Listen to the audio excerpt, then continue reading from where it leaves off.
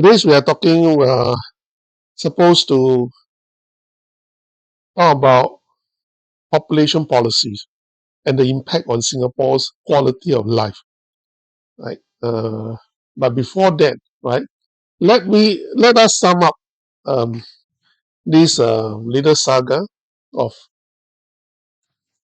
PAP's Black Sock saga, covert operation, right? Someone corrected me that this is a covert operation, which is it, with this, right? But I use black ops so that to contrast between the men in white and carry out something 见不得光 black ops, right? And let me see this. Okay.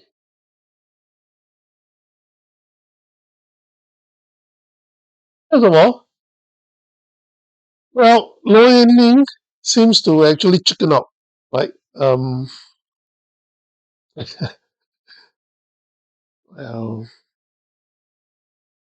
Dr. Tan Cheng Bock came out with a statement that says very specifically that whatever evidence, the video, the two evidence they put up by her mere volunteer number one, which is supposedly called named Asman Ibrahim, which we do not know whether it's real or not, because in the virtual world, and especially when it comes to PAP, like Billy like that, didn't use his real name, no face, no profile photos and all that.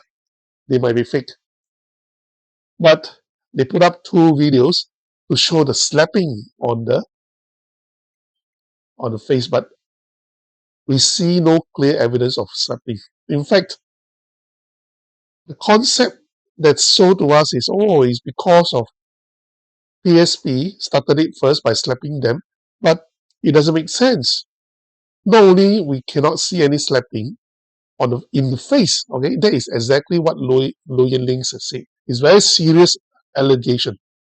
It's criminal because it's causing bodily harm to someone else, right? Like unprovoked, so called, right? So, but we didn't see anything, and most importantly, it's counterintuitive. It's actually out of common sense. Even the dog, when you slap the dog on the face, you'll run away, right? But this male volunteer actually continued to go around stalking them, right? Without scolding back, and then without saying anything, without fighting back. That is actually out of the norm, right? Really out of the norm. To me, it's unbelievable. But Lo Yen Ling's claim, wow, slapping. Now, Doc, right? Dr. Tan Cheng Bock challenged her to bring out concrete evidence to back up her claim. Luckily, she didn't say this in Parliament, I tell you, or else it will be another case of a Rashid Khan like that, right? Luckily, she didn't say this in Parliament, right? So she backed off. She cannot say, report police, the police will go and investigate. So our evidence will be given to the police. What evidence are you talking about? That two videos are actually edited, right? You don't see the whole context. And it doesn't tally even to this Asman Ibrahim, this male volunteer one. But he says, everyone, both sides are video. No, that's not true. Okay? So I don't believe him. Okay? I don't think anyone with a normal IQ, which is objective enough, could believe that there's actually such slapping. Unless you are wearing white or PAP members, you are start to believe him. Right? There is actually selection bias. Right? But now we know Lo Yen Ling's actually chicken out. Right? Chicken out. Right? Now, so Dr. Tan Cheng Bock, as promised, went down to Choa Chu Kang, right? Reportedly in Kit Hong. Kit Hong is actually a very small place with a small eateries and market down there, right? A small market down there, right? And this is with Hazelpua, right? And this is his walkabout. Now, if you look at the previous photos, look at the man in black again. In black again with a cap. Does it look familiar? Same pattern, right? I don't think this is from PSP because PSP are very disciplined. Wherever they go, they will wear their uniform, except for right? Dr. Tan Cheng Bock, because he's a known figure. Right? No need to wear t-shirt, the party t-shirt, or people already know that he is from PSP. But all other members, including the Secretary General, right? Hazel, she's an NCMP also wear the party uniform. Right? Someone asked me, can anyone from any party go and knock people's doors or go outreach like this without wearing uniform? Right? I said no. Why? There are so many scammers. Go ahead. If you don't wear a uniform to identify yourself, how would I know as a resident that you are genuinely from this party or you're just a scammer? Right? Now, even the RSC or CCC members, they will wear their uniform, right? There is a peer logo. So where on earth do you have people who don't wear uniform and claim that he or she is going to support the ground activities of a political party, right? That is actually what us makes me think that this is unbelievable. And Low Ling actually confirmed that this particular mere volunteer number one, at least, who wasn't wearing the party uniform, right, was her volunteer. Now I want to ask, why didn't he in party uniform? Is it a standard operation protocol? Of course not. As I say, even the other CC members were wearing uniform. I was the first one who pointed this out. It's so obvious. It's so freaking obvious. Right? It's a black ops, a covert activities. I have covert operation, which I have explained before. Right? It is to intimidate, using the video to intimidate not only PSP members or the opposition party members who are doing the groundwork, but as well as those residents who might have more connection with these opposition parties members. But when they say, wow, some suspicious person go and take a video, people get frightened. That is their purpose. And rightfully so, right? Rightfully so. This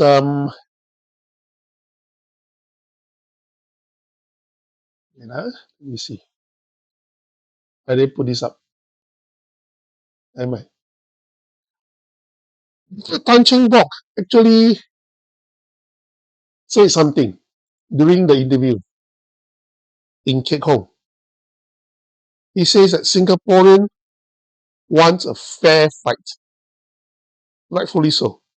Right? It is not in current generation. Last time, my parents' time, they also know KP Port Tawal, Wahang one, right? But now is a new generation. People want fair fight. Don't use those such underhand tactic, covert operations to disrupt, right? To interrupt and to intimidate political activities like that. That's my part of this. I would say that it is actually despicable to say so. To do all these funny 小动作, right? And of course, Low Yan Ling says, oh, we will have a briefing for our volunteers and all that. I do not think she is in a position to say so. Why? Basically because such black ops or covert operations apparently is being applied throughout Singapore, regardless of constitution, constituencies, right?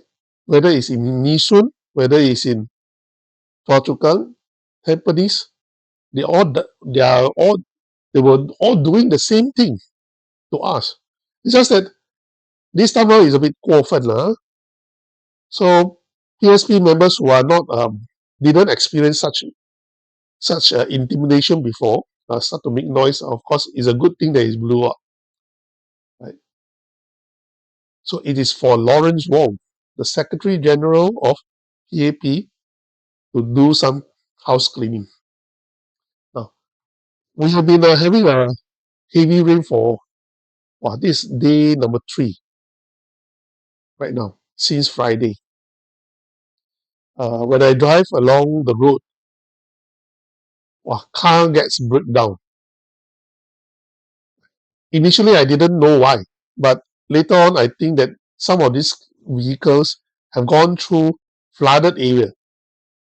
It's no longer ponding. You look at this.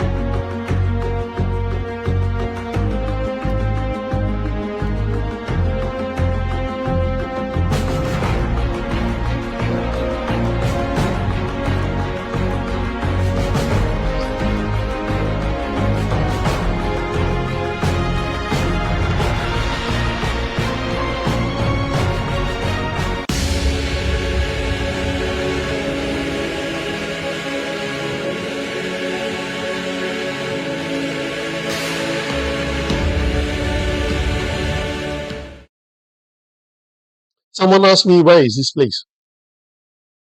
I believe this is somewhere near Gambas Avenue. Not really Gambas. Somewhere near Senoko. Okay. That red temple is actually the temple of Cai Shen Miang, right? The temple of a god of wealth in the Chinese, right? I've never seen a river like this on the road. This one was actually a road, okay? But look at this. Whenever such flooding comes out, I was driving also. I didn't hear any radio announcement. Or this part of the road is flooding, so avoid. That part of the road is flooding, please avoid. I think maybe there are too many parts of the roads are flooding, having flash flood. They also give up of putting up such information. I think that is bad. Information is crucial because if someone is driving and without such information, he drive into the river, it is no longer a ponding. The vehicle is going to be submerged and be destroyed. So PUB says that you have a very advanced, digital, those monitoring system, flood monitoring system. But what use it is? But your flood monitoring system is not used to provide timely information for drivers. For fun one, 好狂 wayang. What are this monitoring system good for? If it doesn't serve us as There's people who pay a lot of tax, we pay COE a lot of tax. Road tax is a lot of tax, right? All sort of indirect tax, petrol tax. But in the end, we ended up with all this situation of having our vehicles being damaged. Not only small vehicles like mine, even lorries also garner damage. Even those higher one. The difference is this. I encountered such situation before, but that was very long time ago, right? Very, very long time ago, but not so serious. Not so serious. I was driving my van. My van is very high. So we were high sitting. The water was still up, but the vehicles will not stall or will not break down. But with this situation, anyone who drive through should die one, right? Should kena one. Why isn't there any information system, especially through the radio? Why the radio? Because for us drivers, whenever there's heavy rain and all that, we are afraid of jam. We always listen to the radios. But the radio mentioned nothing, absolutely nothing about all this situation. Oh, only very general. Various part of Singapore, east, west, north, south, east, west, we have a flash flood and all that, but that doesn't help. Which route? Not specific. Right? So let me say this. Don't do things for KPI to show that you are advanced and all that all while young. Do things that is practical to improve our quality of life. I haven't come to this point. Why are we having such a flooding situation? When Sembawang, this place is Sembawang, like Admiralty Sembawang side, which is so near, very near to the seaside. Right? Sembawang, I think Sembawang, this shipyard is just nearby only. Why did we suffer such a massive flooding like this? This flooding, no doubt about that. Those who are in Chinatown also complain about flooding. Someone was actually putting up a photo says that Chinatown MRT station actually having water seeping in. And that is dangerous. Right? Do not know what happened. Chinatown, I can understand why. I'll explain why later. Right? Bukit Timah. Why? A friend who is in construction actually told me the reason. Right? Because the Bukit Timah Canal was somehow misconstructed. I asked him why you say that. There are some parts of the canal that's not supposed to be blocked but blocked. We slow down the flow of the drainage. That's why whenever it just slightly heavy rain, down there will actually have flood. Okay, I take it.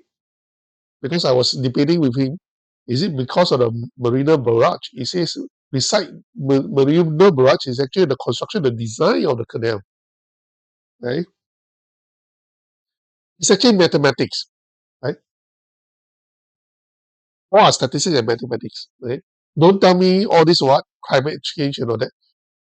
In Singapore history, I remember in the 1970s, 1980s, we have such bad rains before.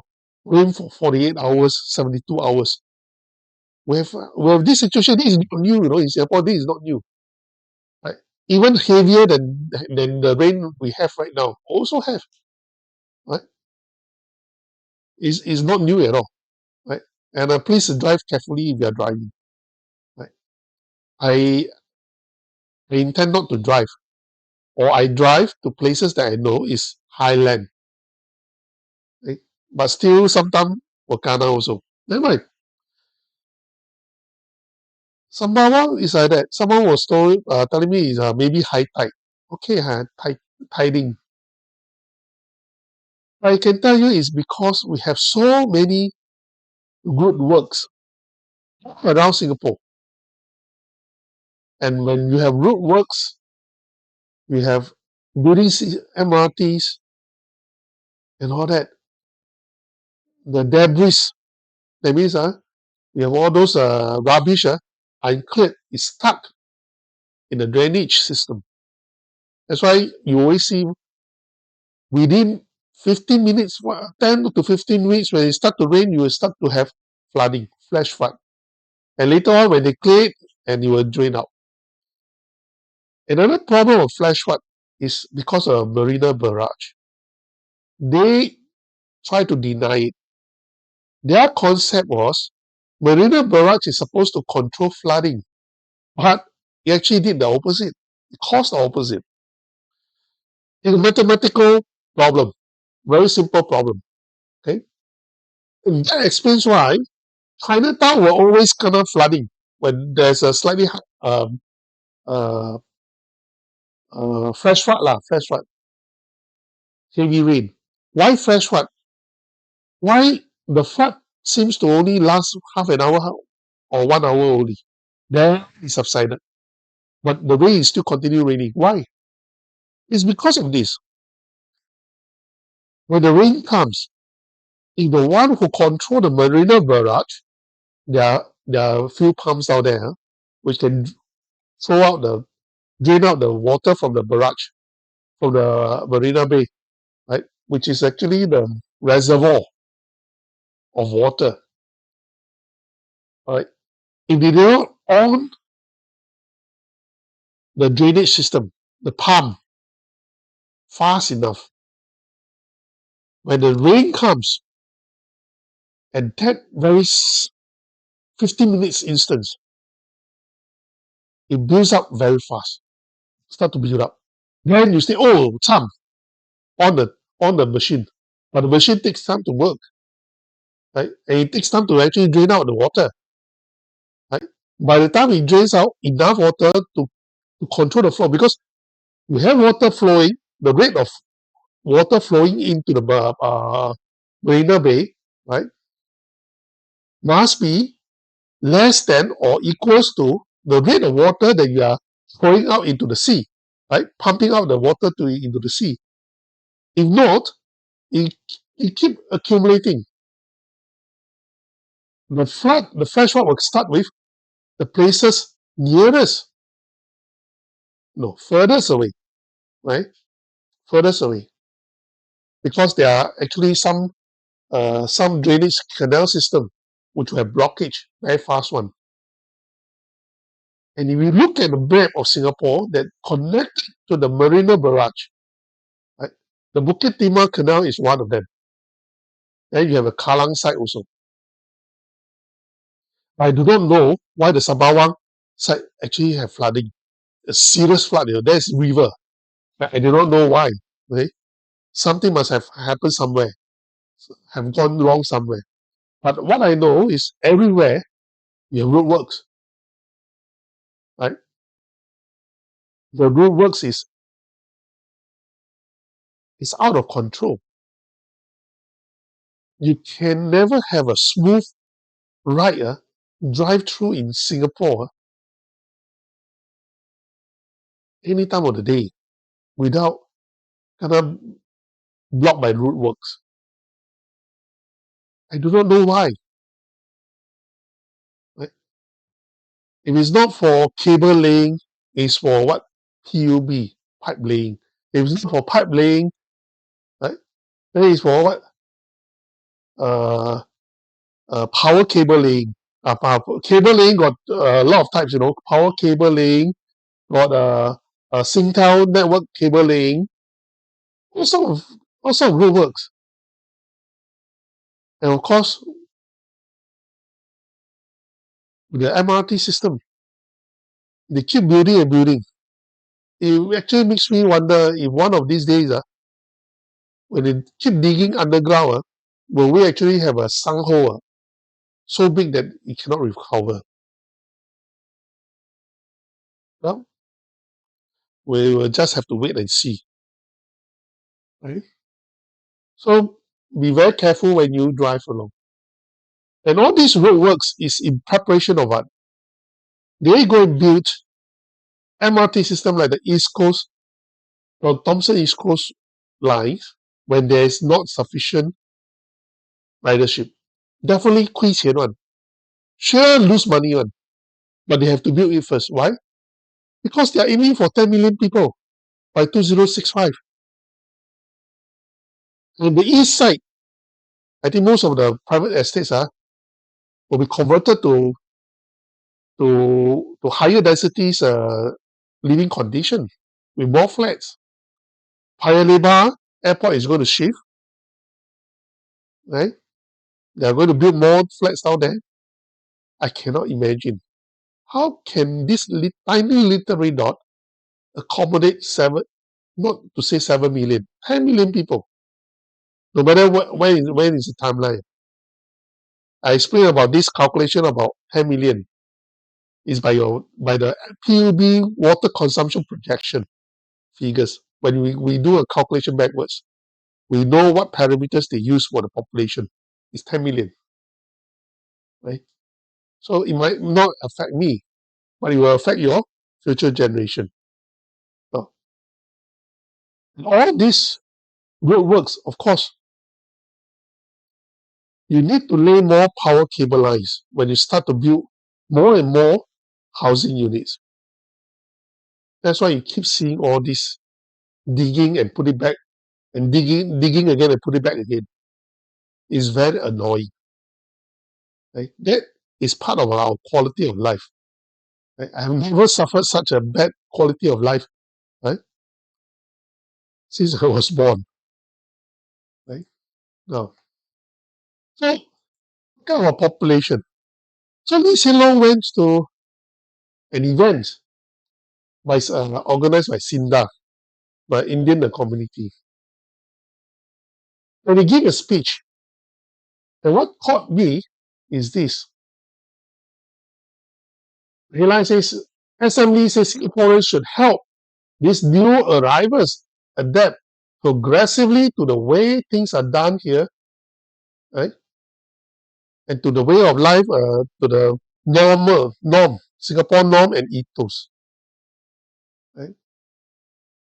And Singapore must manage new arrivals with most caution, but also stand firm against nativism. When I read this, I got fuming. What do you mean, stand firm against nativism? I am a native of this land. I'm not born in China. I'm not born in any place else, but I'm born in Singapore.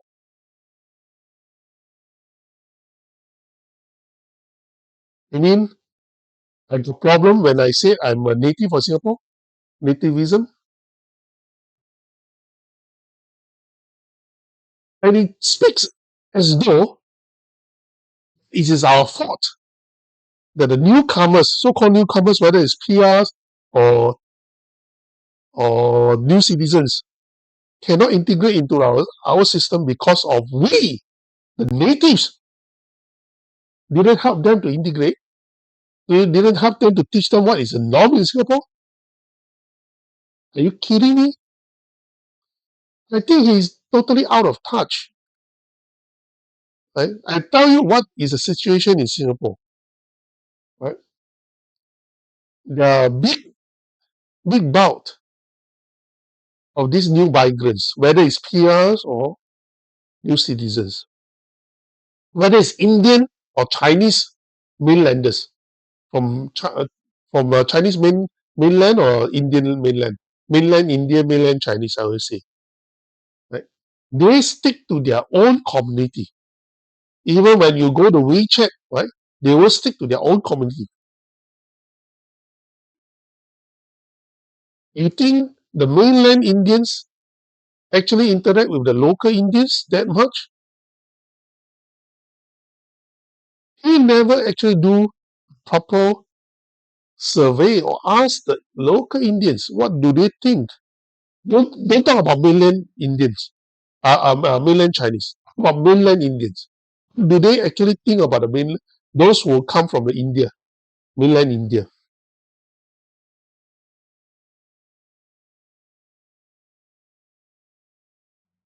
Our brothers, our Indian brothers, right, are mainly from Tamil Nadu, right?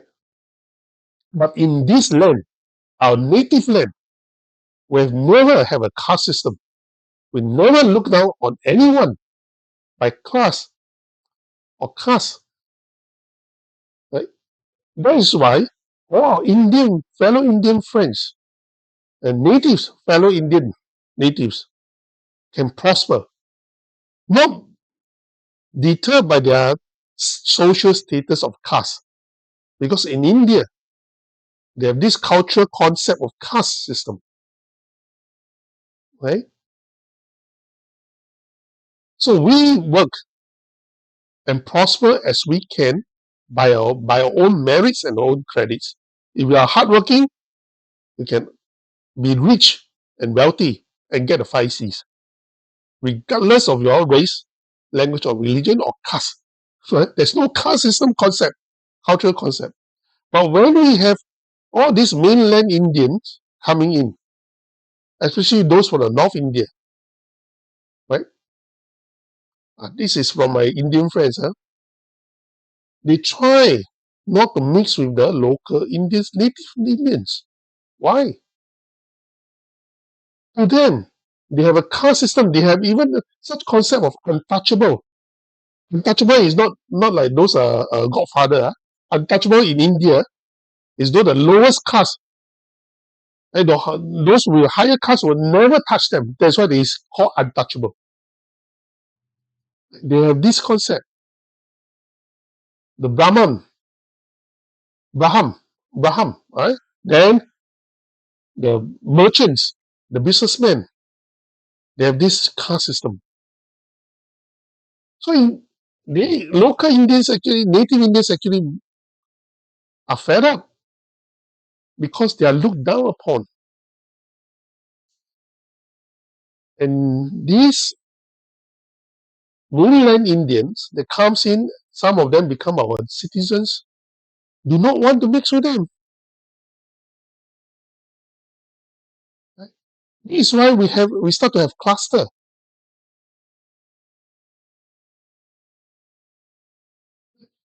For the mainland Chinese, some of them cannot speak English. Right? They have problem of integrating into our society, where we have Malays, we have Indians. Even so, many of them stick to their own 老乡, right? Their own village people, so-called. Well, they are friendly towards the Chinese because in the Chinese culture, we do not have a class system. The communist doesn't have a class system. But still, right? They will form their own WeChat group.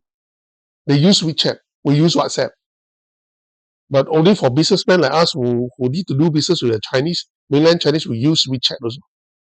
Right? But most of them will use WeChat. And the integration is not one way, If the newcomers, so-called, refuse to integrate or too comfortable with their own people, own village people, they will not integrate. They bring their own culture. Right? Culture like what? Last time I hardly see anything like this before. Right? For Indian housewarming, they will bring the cow from somewhere to do the blessing in HDB. I've never seen this. It's only in recent times I've seen this. I think most of these people are not native Indians. These are the new culture that when you saw, you see a cow in your leaf, HDB leaf, to do a blessing before.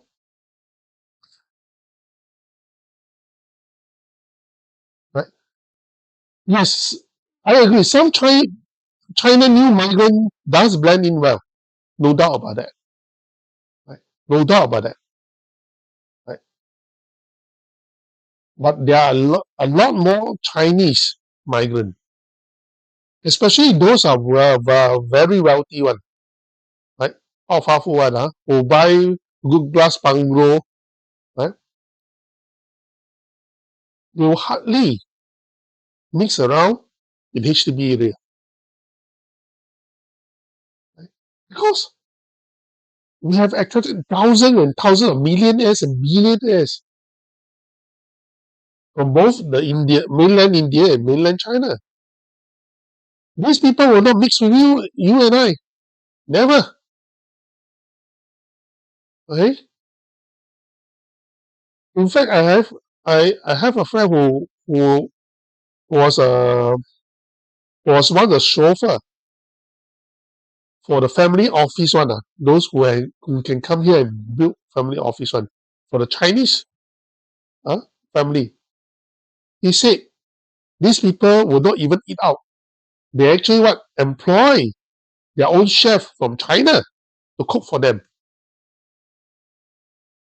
Right? How to integrate? We go in and tell them, come out, come and eat with us in hawker center or what World Heritage.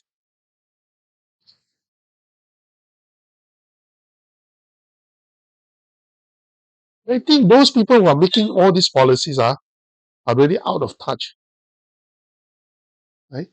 Really out of touch. It is not for us to go and help people to integrate. We can be friendly. Singaporeans are very friendly. Chin Taiwan, right? Because most of us come from a humble background. Very Chin Taiwan. You approach us for help, we will help. Right?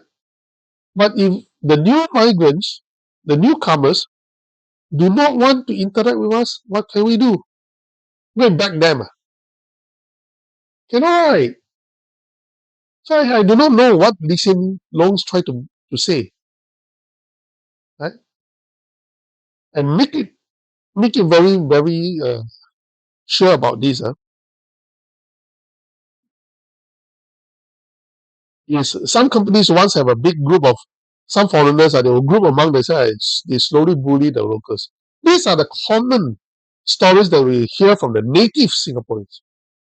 Right? In the workplace, most people will agree with me.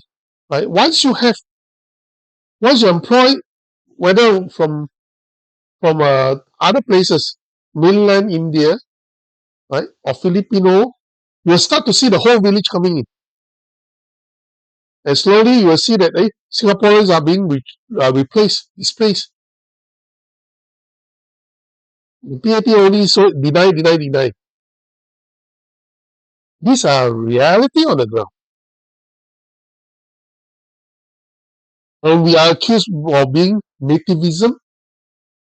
We are the natives of this land. We have no place to go. All these billionaires, millionaires from other places, if they are not happy with Singapore, they can just pack out and go, get their money and go, cash out. Right? But for us, where are we going? To the sea.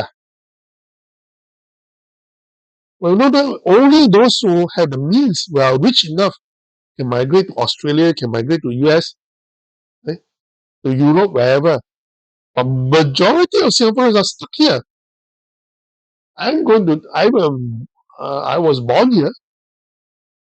I brought up here. I drink the Merici reservoir water until the Sai Tree, the new water. I'm going to die here. I spend my life defending this land. And I don't have the right to say that I'm a native of this land. And I'm going to what? To kowtow, to help other people to integrate to us. They are supposed to integrate into us, our society, our culture.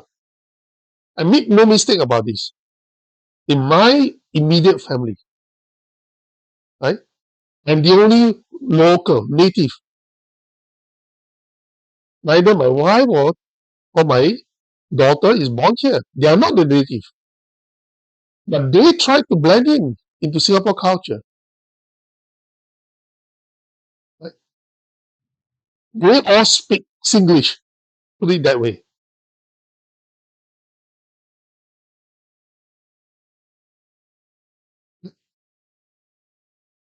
They make an effort. I do not need to help them to integrate because they know when they come here, when in Rome, you do what the Romans do. You do not go and disturb people's culture. Right? You do not go and teach people what your culture is and you want to instill your own way of doing things.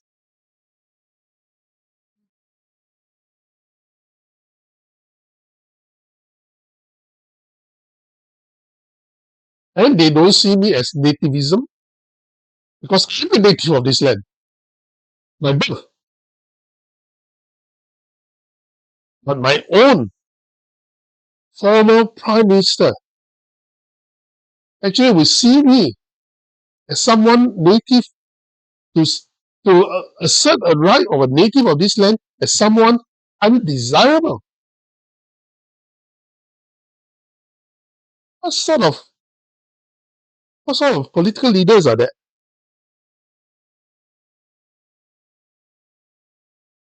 We set the rules.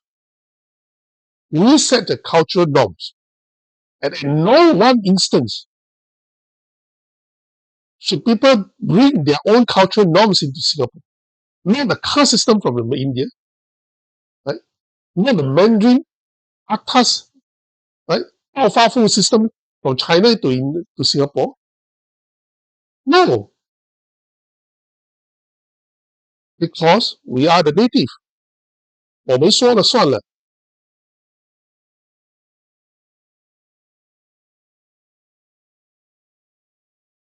Right? Do not bring your habits of your motherland, so called, to our little space.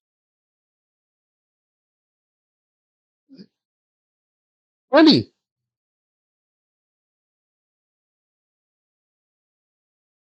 I think the PAP should be more worried about the cultural clashes, not only from these motherlands of Indian or Chinese origin to our culture, but among the two big culture, they will have a bigger clash. As I explained before, when you have excessive number of them who are in Singapore, whether it's PRs or Singapore citizens, new citizens, if there is a war between India and China, what will happen? I really cannot imagine the consequences.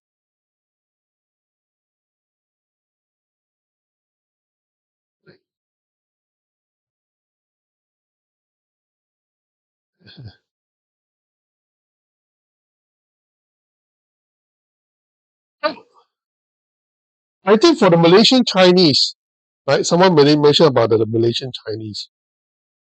Okay? It is true. Some people I've heard this before, not only from you, Eugene, right? They will cite their own kind because that is the human tendency. So you are telling me whether it's Malaysian Chinese, the mainland Chinese, or the mainland Indian cite their own kind, while we natives cannot cite our own kind? We should be the Singaporean first. We should defend our rights and our welfare, our jobs. And that is not being xenophobic. That is the role of the government. Because whatever brand new grand ideas that you put up, grand policies you put up, excessive policy, population policy you put up, it must benefit Singaporeans. It must have a positive impact on our quality of life. And we must progress. We must have better quality of life for Singaporeans. I appropriate all native Singaporeans. Right? You can have 10 million people you want. by importing all these foreigners. Ultimately, it should not compromise our native Singaporeans' standard of living and quality of life. That is the baseline. That is the very simple role of government. And not to tell us, oh, welcome them. Even they take up our jobs, even when we start to see our own kind, our own native Singaporeans being pushed up, being displaced, and more of them going to Grab drivers, going to Grab deliveries, and we still say we must help the newcomers to integrate. What nonsense concept is that? And to pretend that when our people, it's just reported, I show you that the news before, our people lost their job at 50 years old or 14 years old and have to be forced to become a hawker in a hawker center, and you say it's upskill. That's gaslighting.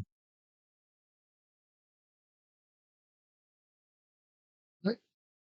Make no mistake about it. I'm not against foreigners. If the foreigners can help us to upgrade our quality of life, I'm all for it. But there must be a limit. There must be a clear line drawn. What is desirable and what is undesirable. Right? So I'll show you another news. The same day, I saw these two news. One is from Straits Times. This is the one, right? And the other one, Business Time. This is really bullshit, gaslighting. Right?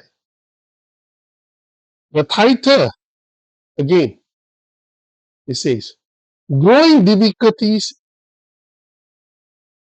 Let me bring this up. Huh?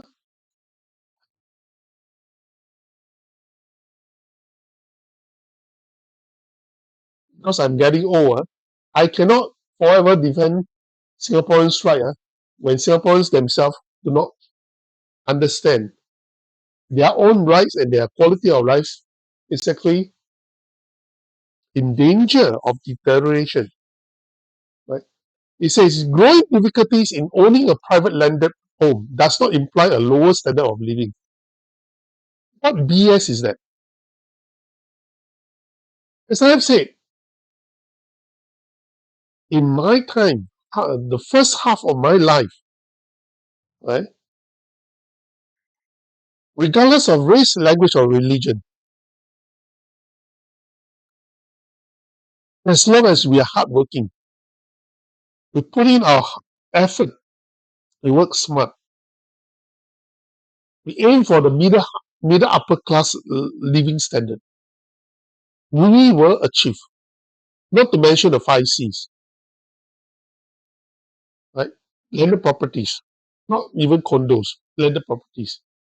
There will always be people who don't envy people who are rich because there must be something in return, in sacrifice. I'm not rich because I do not want to commit that sacrifices.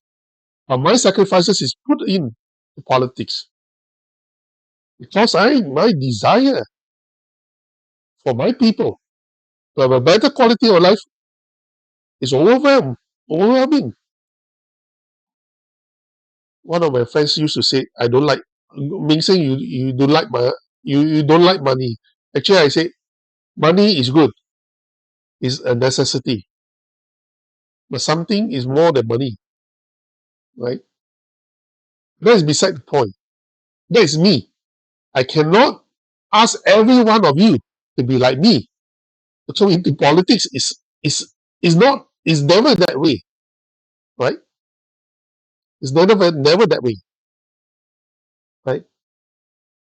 So built, I'm construct and programmed to do what I'm supposed to do. And that's my destiny. It's okay. But for a politician to say this, or for the propaganda machine to say this, right? Very harder for young professions here with costly car ownership. Many people give up owning a car. So there is not a decrease of quality of life, right? Landed property. Well, during my time, my peers, some of them make it, some of them don't. But all of them are very hardworking, right? Some of them still contented to be HDB 5-room flat, executive flat. It's okay. But some of them have progressed to condos, multiple assets. It's okay. Some of them landed property is even better. But they make sacrifices. There's no free lunch, so-called, in the world. Right? But now you're saying that I can tell you, for most of the Singaporeans, 99% of Singaporeans, or even 99.5% of Singaporeans, if you do not have a background, backup from your parents' wealth, the chances for you to have a landed property is actually zero. I will explain why. Right? It's never about how hardworking you are or how stupid you are. It's never about your intelligence. It's never about how lazy you are not being hardworking enough.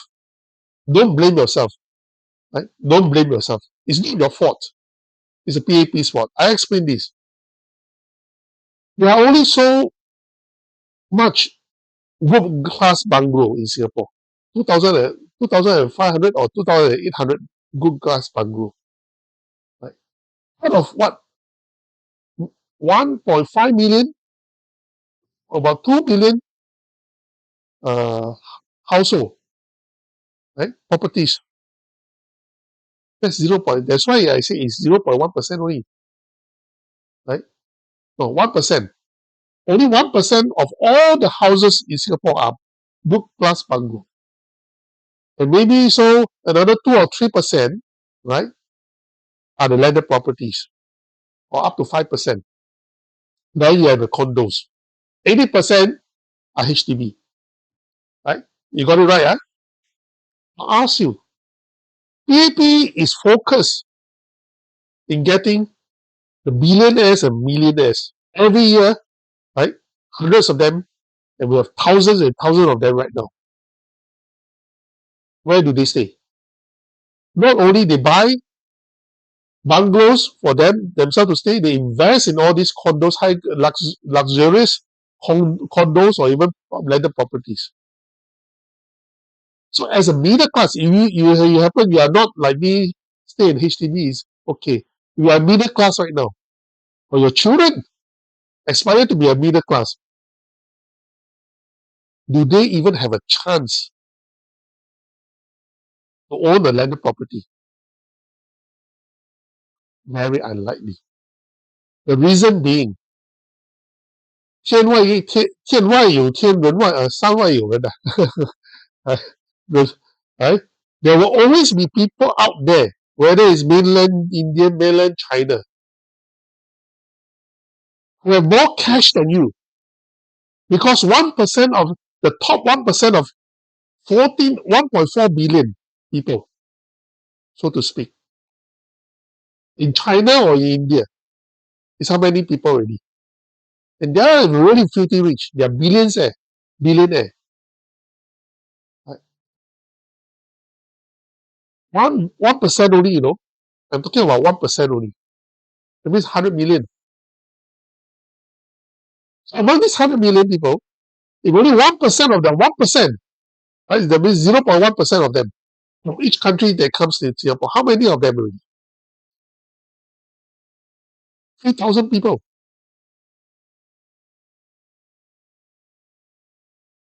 And your young children who aspire to be a middle upper class will have a crash in their life.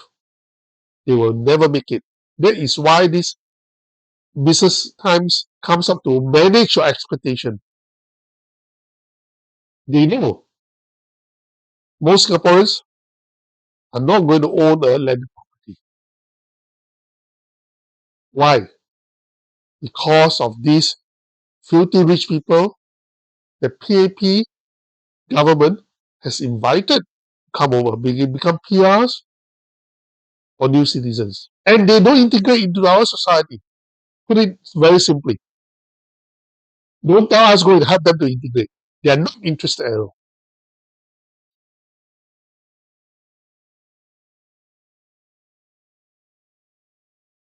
Right? So you tell me, how are we going to play this game? Well, to me, it's nothing because my life is come to the last part of my last lap. Right? I don't need a landed property for myself. I don't regard myself as middle class. Put it that way. But for those of you, the young ones, who are in your 30s, your 20s, for those of you who have children who aspire to be so, they're not going to make it. Not their fault, not your fault. It's PAP's fault. Just remember that. If you continue to vote them, agrees with them population policies in such a way, right? And we are only a tiny little red dot. Land is scarce. We cannot expand our land by keep having reclamation of land. Pulau Tekong all the way to Pulau Tekong. It's totally impossible. Because if we are going to fill all the seas around us with land, right, then it will affect our shipping industry.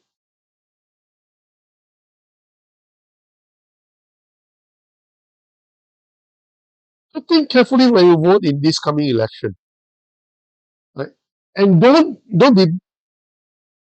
be fooled by this narrative of managing your mind. Even the condos is hard to come by. If this by right, okay, this is what Lawrence Wong says in 2003. Right? Don't say I anyhow say him. This is exactly what he says. And we must understand why he say this. Right? It's actually gaslighting. He says, the Singapore dream no longer just the 5 Cs, but leading purposeful lives, said DPM Wong. Right? I'm living purposeful life. Can he? You ask him to get a 90% pay cut lah.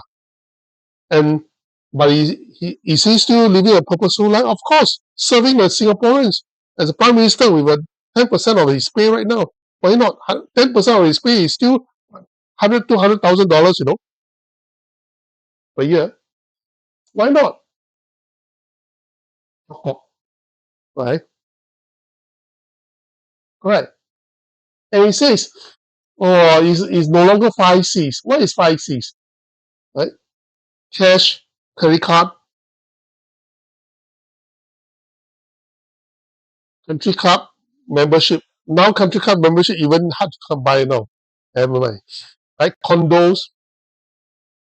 Right? Now, if our quality of life have improved from my parents' time to now, what should actually happen? Back then, 80% of us stay in HDB.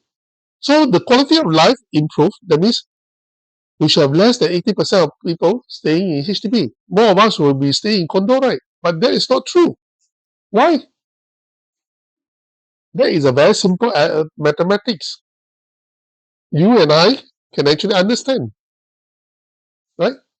We are still staying in public housing. HDB is a public housing. Right?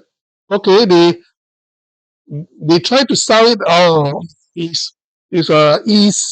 They promote it into EC, but still, or executive flat, but still, whether it's a executive flat or not, or 5-room flat, is still public housing. Why didn't we progress? Just for simple things like housing, right? Not to mention the landed properties. As I explained, it's almost impossible. for anyone, the youngsters, to get landed property without help from the parents. If your parents are not filthy rich, forget it. That's why Lawrence Wong have to divert people's expectation, manage expectation, especially the young ones. Oh, don't think about condos, right? Never, don't even think about landed properties. You should live purposeful life. What is purposeful life? Help newcomers, foreigners to integrate into our land. Don't think that you are the natives of this land. Thinking you are native of this land is not purposeful, right?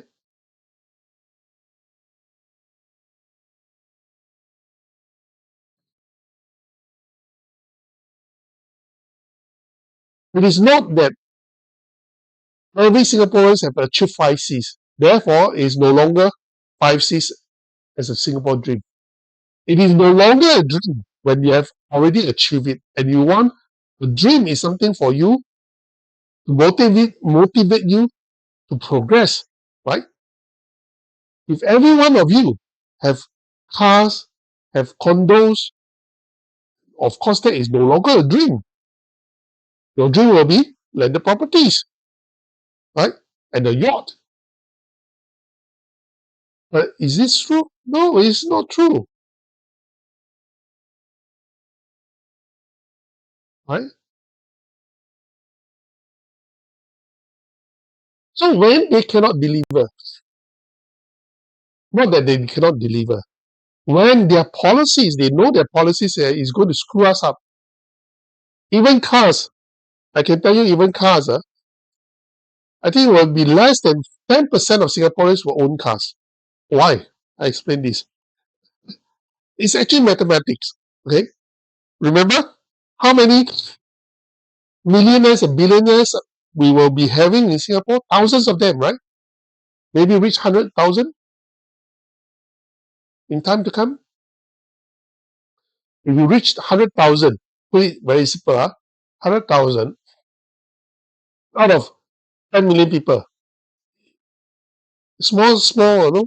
I think we'll reach 1 million people, right? But not native Singaporeans are going to be that 1 million. Most of them will be the foreigners because foreigners is fast track. You go, it's very simple one. You go to the big economies, you just invite all the filthy rich people to come in Singapore. Then we say, oh, our wealth, our income level, medium went up. Of course, right? But that is not organic growth, right? That's steroid. You're actually pumping steroid into the economy, into the people. Well, what does it mean? It means that these people will buy cars, not only one. Right? There are 2 cars, 3 cars, 4 cars, 5 cars. There are only 1 billion cars in Singapore. And initially, they say they want to fix the number of cars to 1 million cars. Correct? Now, after the COE start to shoot up, they say no. It will increase slowly again.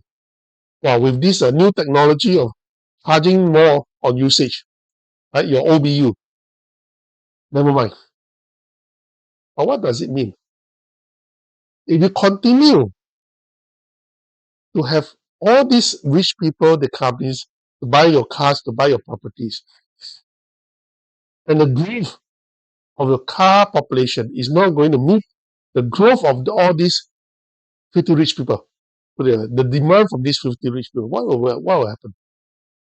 And the growth of the population, of course. Your next generation will not be able to afford a car. Simple as that. You think 100,000, 96,000 COE is very high. I think this is only the beginning. Right? Most probably, about 30% to 40% of these vehicles are commercial use. Have to be commercial use. Like Grab drivers, car rentals, right? Goods vehicles, all need COE.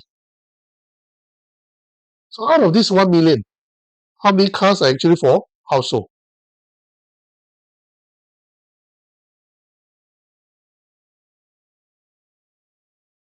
Will your children who aspire to work towards a middle class, middle upper class, can afford a car? Okay lah, the chances is better than the landed property lah. I can tell you, less than 10% of Singaporeans, native Singaporeans, will be able to own a car. Make sure they must earn enough, right, to be a top 10%. Then you can talk about owning a car. Or else, you will forever be a Grab driver. Still got chance to own a car, but a Grab driver. This is pure mathematics. No secret about it. If they continue on this trajectory of boasting how they can attract the richest, the filthy rich people to come to Singapore to put a family office and all that, that will happen to your children. Because vehicles in Singapore is also a rare commodities. By virtue of the fact that we are limited by the land, it's not about the car per se. It's about the land that we have, the road networks that we have that can support the number of cars we can have. It's just pure mathematics, right? Well, by then I already bye already, so I do not need a car next time around. I think after this car that I have, the vehicle that I have, right, is going to have a COE expire in a few years time, 3-4 years time. I don't think I can afford a car anymore. I may not be able to afford a condominium, not to say a landed property. Even a car I cannot afford. So do you think if this situation persists, your children can achieve a middle class, don't say middle upper class, middle lower class standard of living, middle class living? We will have what we call a middle class squeeze. The middle class will become so small, right? Or when you are the medium income, you no longer feel that you are living a middle class standard of living. Your quality of life is actually worse than those middle class in Malaysia, in Indonesia. You can boast about what is your income, right? Per capita, medium income and all that. You can boast about that. But the fact is, your quality of life is not going to match or show that you're really a middle class, so called. That is the reality for your children and my children. If we continue to allow KP to continue on this path,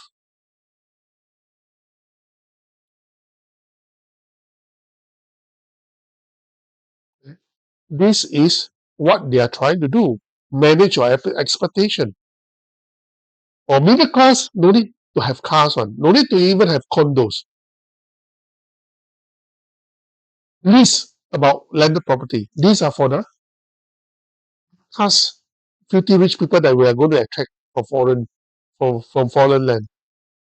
The natives, you don't think you are native, you have no rights, you think that way you are nativism. Will thumb you down. That is the whole concept of PAP rule, the elitist rule.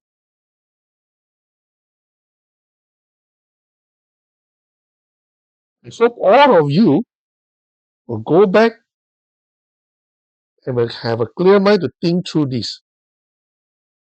Right? My cohort, that means my generation, my cohort, although I don't live a middle class, upper middle class level of standard of living, quality of life, because I choose not to. But my cohort, those who are 20%, the top 20% cohort, who have the opportunity to have a proper university degree, education, can really live a middle class life or middle upper class life. My cohort. But down the road, whatever university degree you have, even your top 20%, you're nothing. Even your top 10%, maybe you can own a condo, but that is about it, or a car. You never have a chance of a landed property because you are not in the club. Okay. Unless I said your parents are very filthy rich, that's another is another set of problems, right? Blessing, not problems. That is what we call the middle class squeeze. James Gomez have said this, described this as a new poor, but that was more than 20 years ago. A bit too advanced because nobody can see that happening. But we are actually witnessing this happening to Singapore. And in the next 10 to 20 years, the situation actually will worsen when we start to reach 7 million. Imagine our native Singaporeans make up less than 50% of the population here. It's already, I think it's already the fact. Native Singaporeans. Not including the new citizens, so-called. Right? They can accuse me of nativism. I say, bullshit. I am a native of this land. I have nowhere to run. I'll live here. I'll fight here. Right? I'm educated here. I will die here. I have no other motherland to go back to. And that's my privilege to be a native Singaporean. None. When you start to talk about our status of native Singaporeans, they will say you're nativism. You're dangerous. Boss to you. It's about time for yourself and for your children. Right? What's the next way forward? Now, Lawrence Wong start to talk about forward Singapore. Are we really going forward for Singaporeans, for native Singaporeans, or going backwards? I can tell you straight, right? We are going backwards, opposite of what Lawrence Wong had painted for us. Right? It's not forward. When our middle upper class or middle class cannot have a better quality of life than my generation, that's called regression. That's not progress. That's not move forward. That's ghost stun.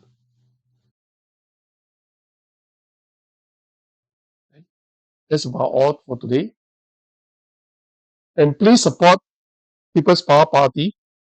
And please help me to share my videos, my live chat, my messages. This is important because, as I explained, after this election,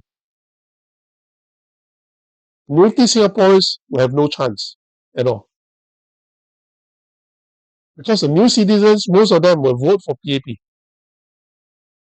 And they will cross the line of 25% of the voting population.